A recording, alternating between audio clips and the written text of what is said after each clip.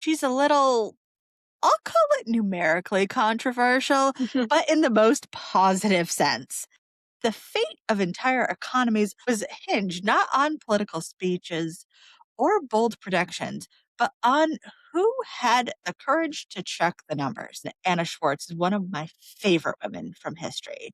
She was a groundbreaking American economist and statistician who fundamentally changed how we understand economic reality. She reshaped its standards.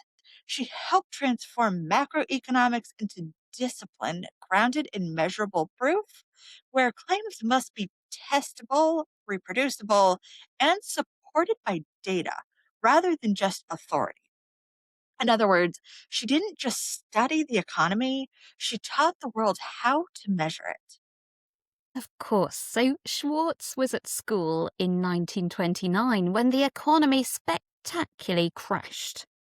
Within the next few years, the unemployment rate reached 25%, and banks were failing on every main street.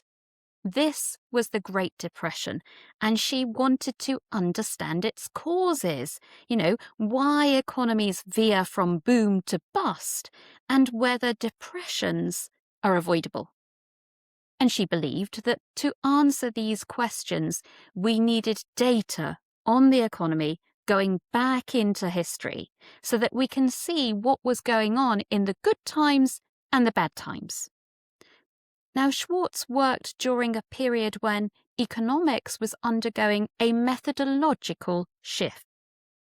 Mid-20th century economists certainly debated big questions like what causes depressions and should governments intervene, but often without strong empirical evidence.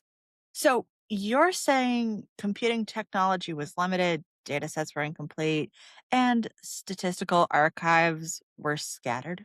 That's correct, and Schwartz helped build the infrastructure of modern economic data analysis almost from scratch.